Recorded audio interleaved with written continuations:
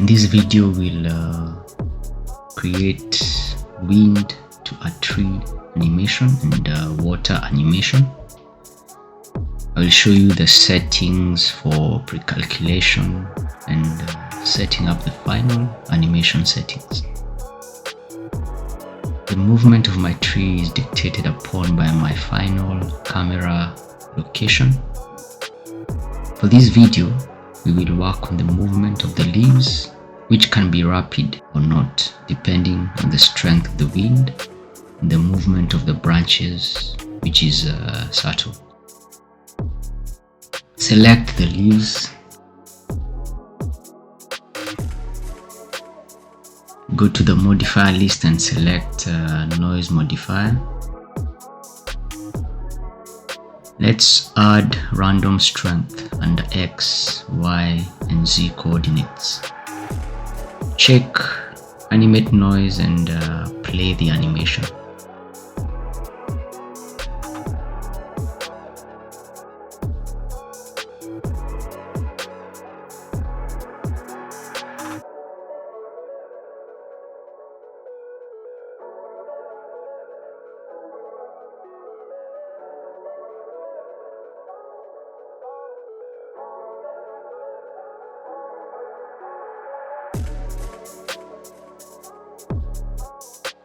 Adjust the scale under parameters, say 50.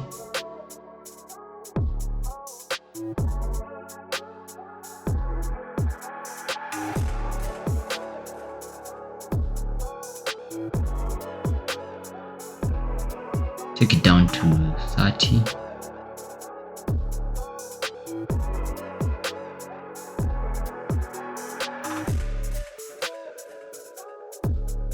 Check fractal box.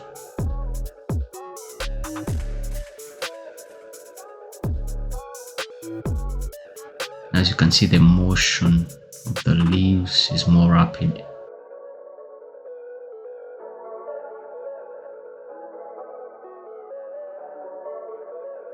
Reduce the noise parameter to 25. It looks better now.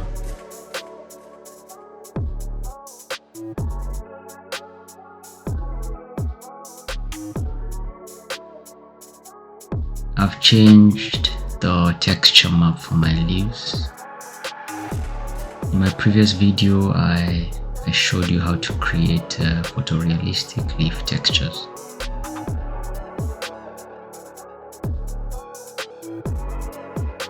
So moving on, let us work on the branches.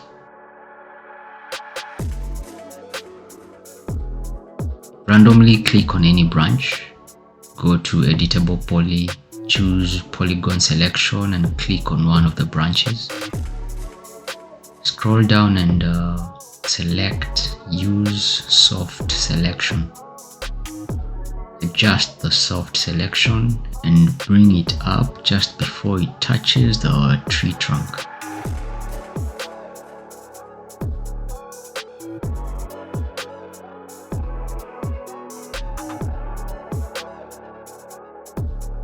Add another noise modifier. Let's add random strength under X, Y, and Z coordinates.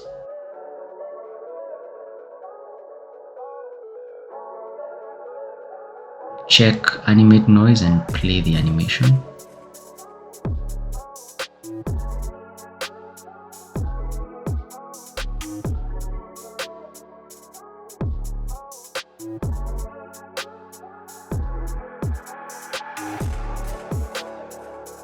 Let's reduce frequency to 0.1. Reduce the noise scale to 25. Change the noise iterations to 10.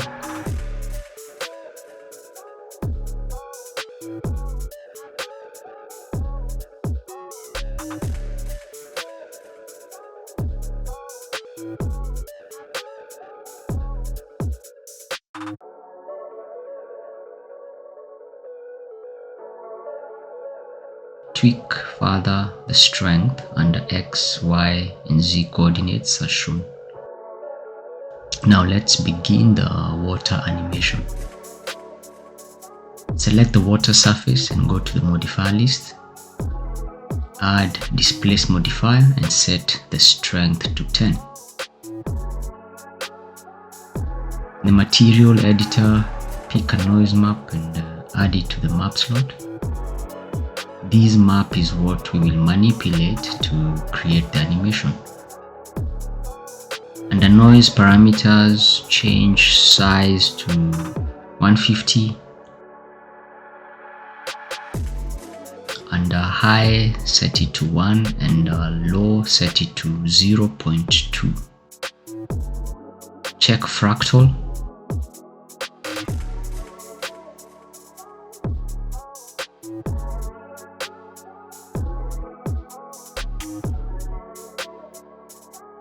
Levels put at 9. Let me give the water surface some color for visibility.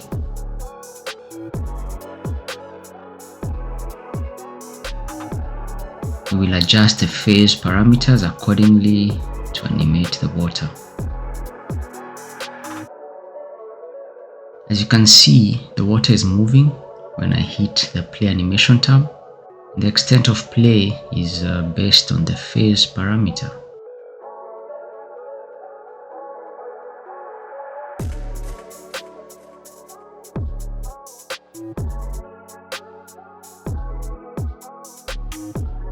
Ensure you have the time slider set at frame 0.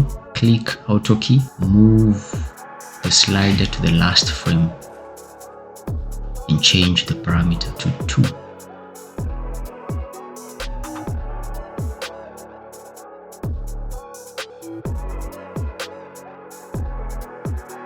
Play animation to see how it looks.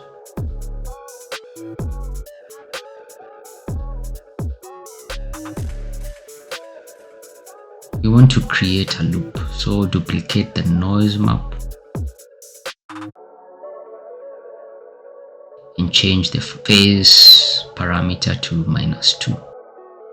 Basically, the two maps will balance out each other. Insert a mix map and plug in our noise maps.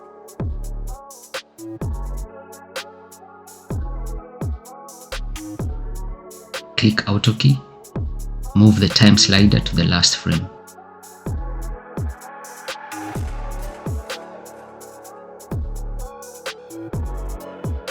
And change the mix amount parameter to 100. Use this mix map and add it in our displaced modifier under map.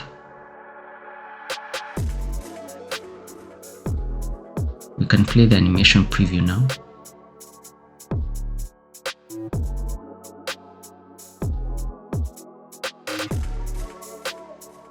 It looks okay.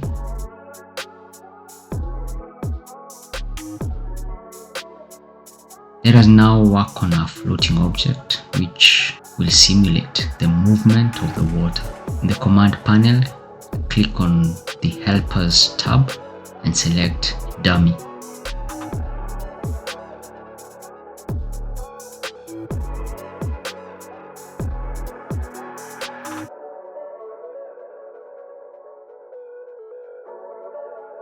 In the menu bar, select Animation panel and click on Attachment Constraint.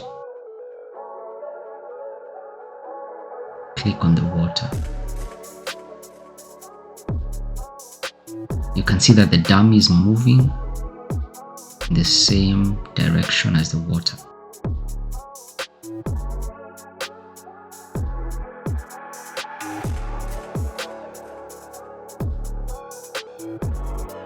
With our slider at frame 0, position the dummy to be centered with our floating object.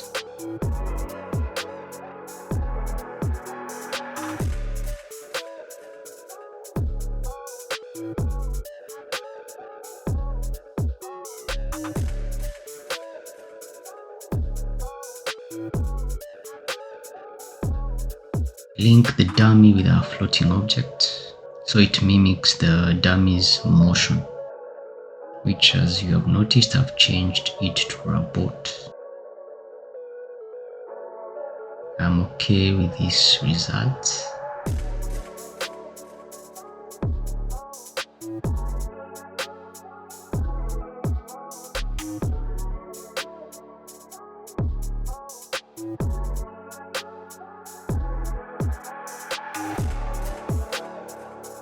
Let's begin the pre-calculation and setting up the final animation settings. Pre-calculation will help us to streamline our render times. The camera settings, film speed 100 and shutter speed 48, which is great for animation.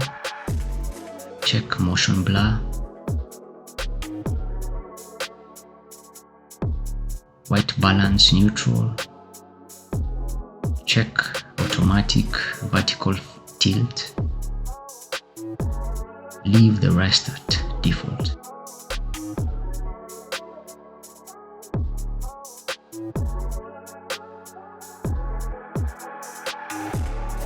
Let's look at time configuration settings for our animation. Frame rate, set it to film. Check active viewport only under playback. The rest can leave as default.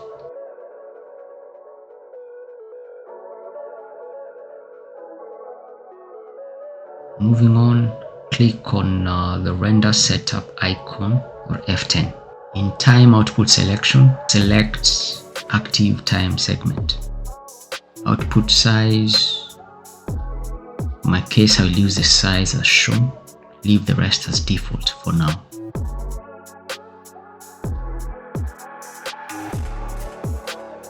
Image sampler type, progressive.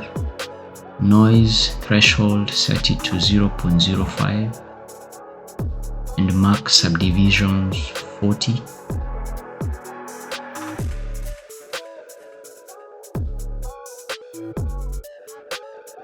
Image filter type area.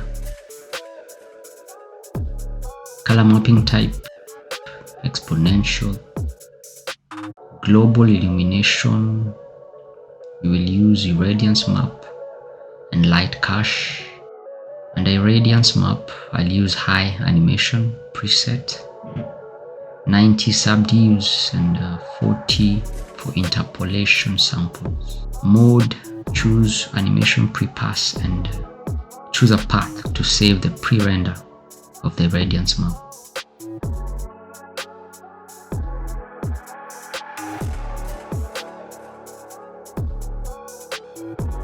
For light cache, choose animation for preset. Click autosave checkbox. Click on to choose a path where we will save the light cache pre-render.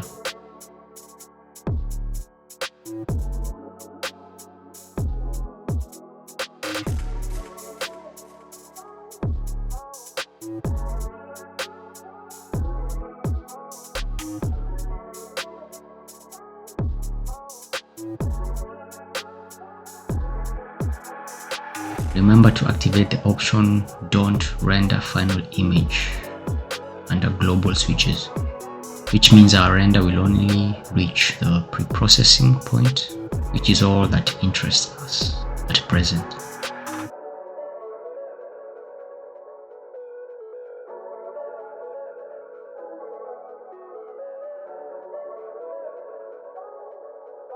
That's all for pre-processing. Click on the Render tab to generate our pre-render.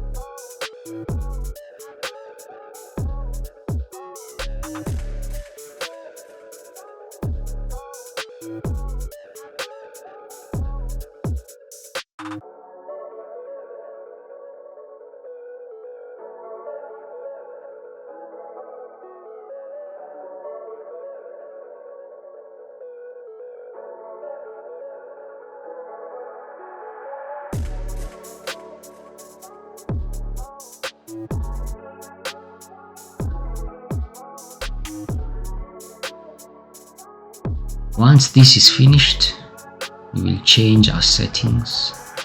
We begin with deactivate the option don't render final image. Noise threshold change to its default value of 0.01. Max subdivisions down to 24. Under GI global illumination, change current preset to low. Since we will use our pre-rendered files, low quality values here will not affect our final output. Go to the Mode tab and select the files pre-rendered for both irradiance and light cache.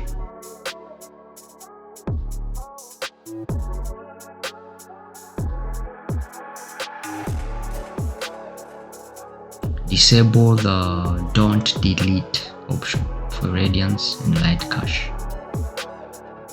Go to the common parameter tab and choose where our final sequence will be saved and the render output.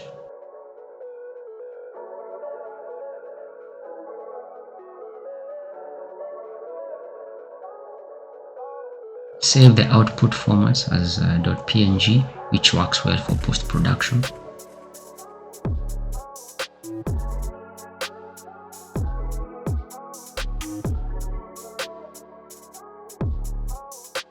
That's all we need to do. Click on the render tab to render our sequence. In this video, we've learned how to create wind to a tree animation and water animation. We also went through settings for pre-calculation and setting up the final animation settings, and learned why pre-calculation is important as a time-saving tool in developing animations. As always, please thumbs up the video, it really helps. Do subscribe and let me know in the comments section if you have any questions or suggestions or which areas you need clarification on.